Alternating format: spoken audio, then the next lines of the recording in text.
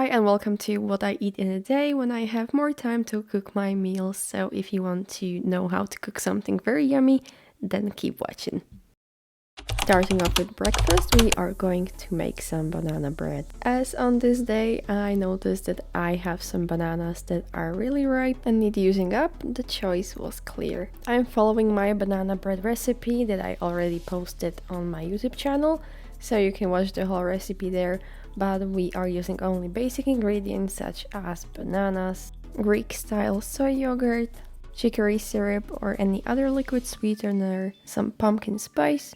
Then we mix the wet ingredients together and add some flour, unflavored protein powder, together with some baking powder and a pinch of salt. Fold the batter gently so you don't overmix it, and if the batter seems too dry, then add in some additional soy milk.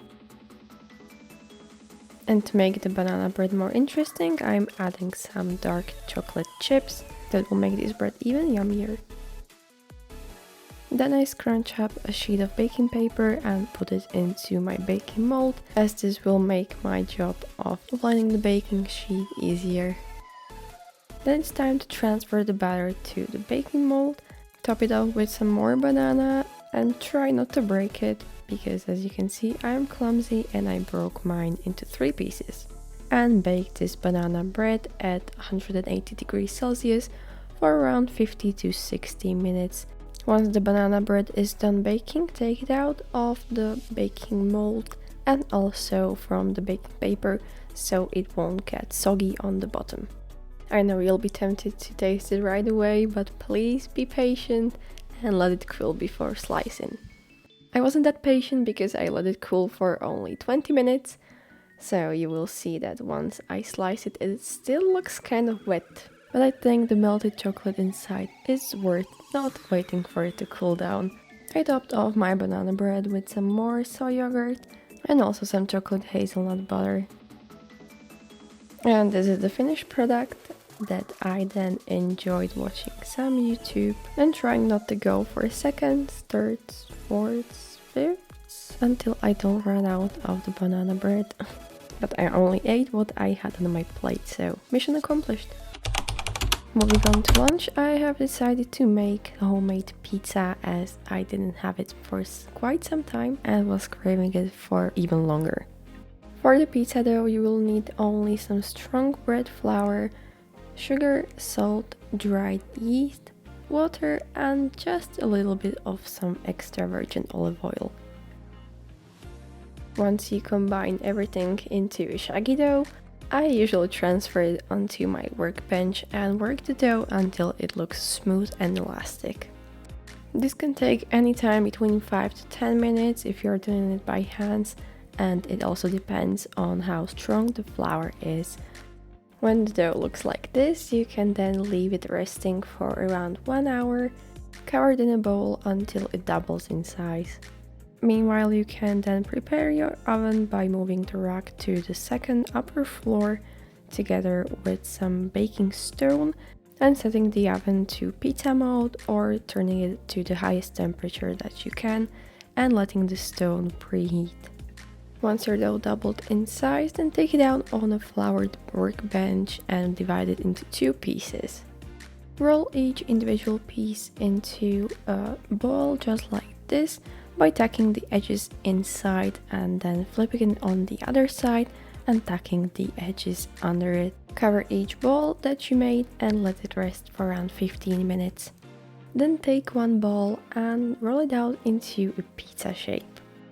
I'm sure the Italians would kill me for my technique, but this is what works for me and I am not at all ashamed of what I'm doing. Then I had to clean my workbench and moved on to the pizza. I am adding homemade tomato sauce, which is just tomatoes and a little bit of basil as a base for my pizza. Then I'm adding some vegan ham as a second layer. Then I'm following up with some frozen corn, and trust me, if you use frozen corn on your pizza, it will taste just fine and will not burn at all. Following up with some seasoning that I got in Rome. You can watch my Rome vlog up in the corner. And yes, I poured a little too much on one spot. but don't worry, it was fine. And as a last step, I'm adding this mozzarella pizzaiolo mozzarella style vegan cheese.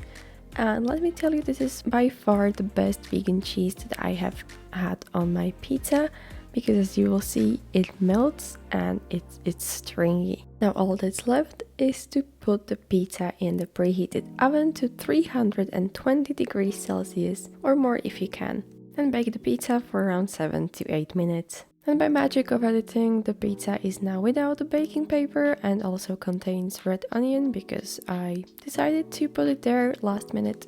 Now repeat the same steps with the second pizza that you have, topping it with whatever you want. This pizza recipe never fails me. The dough is always with nice and fluffy edges and crispy bottom. And look at the cheese pull. I've never experienced this with any other vegan cheese.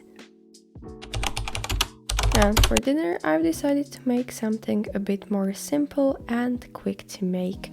I took the leftover red onion from the pizza I had for lunch and chopped it finely. Then I also chopped up one more red onion because this was just too little. I put the onion into a pan together with salt, and then on medium heat I stirred it until the onion began to soften. And as I had also some sad looking spring onions, I added the white parts to the pan as well. Once the onions were soft, I added in 400 grams of crumbled white tofu. To season my tofu scramble, I am using black pepper, smoked paprika, turmeric, and also salt. I stir to combine everything, but if you miss some pieces and the tofu will stay white, it will just add to the visual and it will look more like a real egg scramble. Once I turn the stove off, I'm adding namak, which will add the eggy taste to my tofu scramble. And make sure you add this as the last step. Taste test if you need to adjust some salt or pepper, and then plate up. This recipe makes again for 2 hungry people, but you can split it into 3 portions if you're not that hungry. To finish the tofu scramble, add some green pieces of spring onion and some toasted bread. And this is the finished meal. If you don't like your tofu scramble to be a little bit on the drier side, then you can split the tofu to half firm tofu and the other half with silken tofu. I enjoyed my tofu scramble watching some movie and also entertained by my bunny Poppy, who also wanted some, but she can't eat anything that I have on my plate right now. I hope you enjoyed this video, and if you did, don't forget to like it and also subscribe to my channel, as I am planning even more content on what I eat in a day. If there is a recipe that you would like to see from me, then let me know down in the comments. And thank you so much for watching. Have a lovely day and see you in my next video.